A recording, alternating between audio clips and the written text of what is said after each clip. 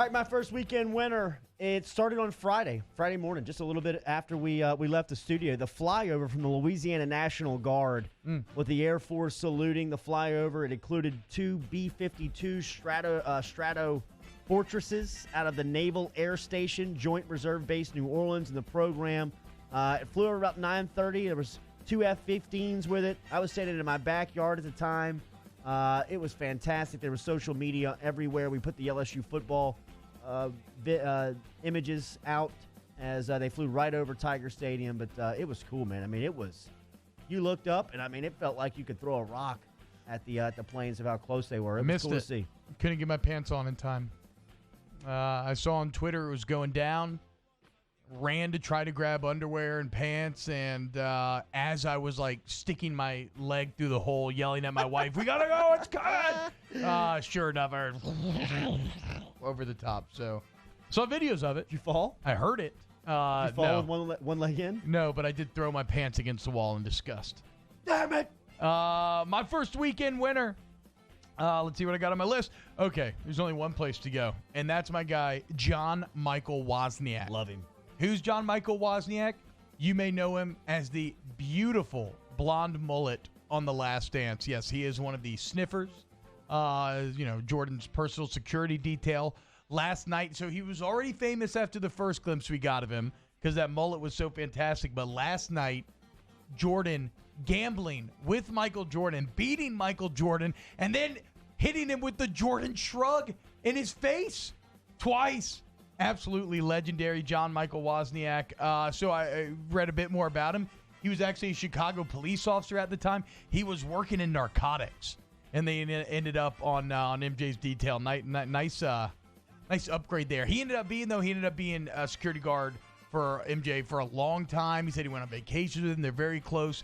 But the sad part is, man, John Michael Wozniak died January 18th this year, man, right before he would have seen himself become an internet sensation. So shout out to you, John Michael Wozniak. That shrug in the GOAT's face is absolutely legendary. Twice. Legendary twice. He called his friends and said, hey. I mean, shout out you, John Michael. Sammy? Okay, Carl Malone. Yeah. He donated over 80,000 pounds of food to Union Parish on Saturday. And then, I don't know if y'all know who this is, but it's the Cajun Ninja. He posts, videos of him cooking all the time. We followed a recipe this weekend, the crawfish etouffee. Yo, it was so good. Okay. And Really? if you get bored during quarantine, you can just look up one of his videos. He has all kinds of Cajun food. Shout out Twitter? Cajun Ninja. He's on TikTok, Twitter. We don't do TikTok. YouTube, Facebook. I guess you could say that Karl Malone really delivered this weekend. Yeah. 80,000 pounds. You know his nickname? It's the mailman. Because he always delivers. That was Carl's nickname. So she was like, yeah. Yeah, she did. She was like, what the hell is this guy talking about? Fun fact, Carl Malone signed my aunt's house because he builds houses in North Louisiana, and he signs them every time he builds one. Or Hell yeah, dude. So she has that. I'd be hyped if my bedroom frame door or something had the mailman signature on it. Also, shout out, he looked good in the Dream Team last night. Love seeing some Carl highlights as well. Old school LA gear. Good friend of the show. Dan? My weekend winner goes out to Andy Dalton, who's finally on a team that could have a chance to win something. Well, hold on, Dan. Dan's got an interesting theory here. Yeah, Dan, I explain. think he could force out potentially Dak Prescott. I mean, Dak Prescott has to prove himself this year. Wow. I mean, it's going to be competition. Like Andy Dalton's not a shrug. He's not. No. I think you're reading this situation wrong. Andy Dalton has a house in Dallas. This is him being like, wait, what? I can go make $3 million. I don't think he's talking about Dalton's standpoint. I think he's talking about Dallas' standpoint. Yeah, but Dalton's not even going to try to be the starter, is my point. Like, why would you not try he's to be like, the starter? I got a house. Because he's got a home in Dallas. He doesn't have to move. He gets to chill on the bench for a year, make $3 million.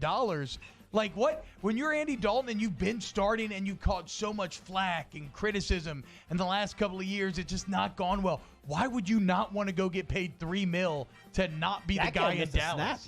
It'd be awesome. Dallas is eventually probably not going to want to pay Dak what he wants. That's the issue, I think.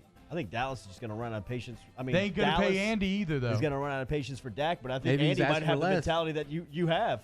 Sure, I'll stay for less money. My house is right down the road. Super chill move by Andy Dalton. He made a ton of money in Cincy. He can stack $3 million more while kicking it. He ain't threatening Dak. You know who is not super chill? Definite weekend winner. Is my man Mike Tyson, who published some video Jesus over the Christ. weekend. Now, the last that we've heard from Tyson is that he was, he was like repping like cannabis. I mean, he's been promoting like weed everywhere. Well, my boy wasn't on the Weed Friday because, Or maybe he was. I mean, we don't know. Yeah, well, check out these hands. If you're watching online, you still don't want to get hit by Iron Mike as he look dude. at the speed and the force. The hook body chops into the final right hook. You can even see the trainer on that last hook, like, ooh, whoa. Like, that's a little too close. Dude, bro. That's a little too close. Do you just die if you get hit by that? Still. I feel like, yeah, right? Still. I mean, if he hits you in the temple with that shot, I mean, everybody in this room outside of T-Bob could probably take that shot. No chance. Well, you would have to you would No have chance. you would have the best shot of any of us because if he connects with the three or four in the room, we're dead. The temple, you're done. But even the rib shots, your ribs just break and like stab your own lungs. I don't know, man. That's some scary stuff. Shout out Mike Tyson. My next weekend winner, Thorbjornsen. You might know him as Thor. You might know him as the actor who plays the Mountain on Game of Thrones. But Thorbjornsen set a world deadlift record. My man deadlifted 1,105 pounds. This dude. And he made it look easy. Also, I guess the things that jump out at me from the video, Thorbjornsen's body should not be able to exist. He's 6'9". He's not fat muscle at all. He is pure muscle. I've never seen anything like it. He actually used to be a professional basketball player in Iceland before he became a bodybuilder. As we were talking about before the show, imagine having to go low post with Thorbjornsen. He would crush you. Feed the post. Deadlifted 1,100 pounds. Shout out to Thorbjornsen. Here's the video, Dan. We got to show this. I mean, just the way he looks standing over the bar. Yeah. I mean, like he looks animated. Yeah, he doesn't look real. It looks like that's a very good way of putting it. It looks like if you're doing like a Pixar movie, how you would design your power lifter. Yeah, the bar's about to snap. I mean, unbelievable, dude. Imagine just lifting 1,000 pounds like that. Shout out Thor. Mountain. Also, great piece of casting there for the Mountain. Sammy? I'm good. Okay. My next weekend winner. How about our guy Sinbad? If you're like me, you probably grew up liking some Sinbad. First kid, he had a few good movies. House Guest, I believe, was him. It was fun. Well, last night in The Last Dance, they're talking about all the celebrities that go to the game. And listen to this grouping. And shout out to Sinbad for getting in this group. You had Gary Sinise, Bette Miller, Jerry Rice, Bill Murray, John Cusack, Dr. Dre, Danny DeVito, Chris Rock, Wayne Gretzky, Muhammad Ali, like Spike Lee, Prince, Seinfeld. And then there's Sinbad. Did you see Phil Jackson throw Shout out Seinfeld Sinbad. out of the locker room? Yeah. All right, guys. Yeah. That's enough. Mike was Phil- like, I think Phil's asking you to leave, Jerry. Hey, this is the 90s. Like he told Magic, Seinfeld and Jordan, who better Couple have of that weekend locker room. losers from last night. And I think Tom Granning brings up a good point. How bad do you feel if you're a part of the Adidas basketball enterprise in the early 80s when Jordan signs with Nike to turn out to see what Nike has become? Now, Adidas is thriving and they're doing fine and they're off. They're a billion-dollar corporation. They have rebounded and recovered. But just to see Michael Jordan say that he wanted to sign with Adidas before taking that deal with Nike and to see what they've both become. I mean, like I saw a tweet earlier this morning that, I mean, Dolores Jordan was really the founder of Nike. I mean, if she doesn't urge her son to get on that plane, who is Nike? They're a track shoe. I mean, really, she's the MVP of the entire thing. All the way back in high school, right? You don't make the team. Okay. Well, you got to work harder. Get your ass to work. And I know, look, I support like giving everybody trophies and everything. I don't mind that kind of stuff. I know there's a lot of people who are harder than that. Disgusting. But I do agree that there are a lot of parents nowadays that instead of asking, well, okay, why is my kid playing?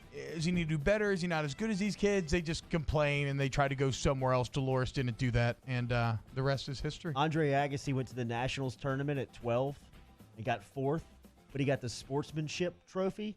his dad smashed it on the hood of the car and ran over it on the parking lot on the Okay. way out. Okay. His old man, That's crazy. Andre Agassi's old man, is a lunatic. Tennis dad, Lunatic. right? I mean, any Yes. of those individual sports dads, be it like a, I don't know, like a dancer or like a musician, like it's just those parents can be pretty Escaped crazy. from Iran. I mean, he is. The story. I mean, come on, you get fourth in nationals and you had 12 and you're going to smash that trophy? Like, what are we doing His dad here? called out Jim Brown in the late 70s to play his kid one-on-one for $10,000. Andre Agassi was 9 years old. Jim Brown was like, "Are you kidding?" He played him. Agassi beat him 3 straight sets. What? Beat Jim Brown At 9 years old. 9 years old. Oh my! Took God. $500 off. Can of you him. imagine Jim Brown sitting there and like in the second set thinking like, okay, what So, the hell is going on? The story is dude? great. Can I tell this? Yeah, I mean, go Rivers in for here. it. Yeah. So like. Rivers in here. Sorry, Sam. So Jim Brown is working out at the same tennis facility that Andre Agassi is training at as a young kid. Yeah. Andre Agassi's dad is a bleep hole. You Yeah. know what I mean? He walks Yes. around the place. He's Obvious. selling, I mean, a total bleep hole. Jim Brown walks in, and Brown at the time is like this. He's retired. He's a movie star. He's still in shape. He talks about he plays tennis. He comes there and plays tennis. And Agassi's dad calls him out and says, "I got my boy right here. My 9-year-old will beat you. You want to bet on it? $10,000." Brown's like, whatever, man. The owner of the tennis facility is like, "Mr. Brown, you mean too much to the business. I don't want this 9-year-old to beat you and you become pissed off and never come back here. I'm just going to give you forewarning that this kid is going to beat you." And so, like, he looks at the owner like, "Are you out of your mind?"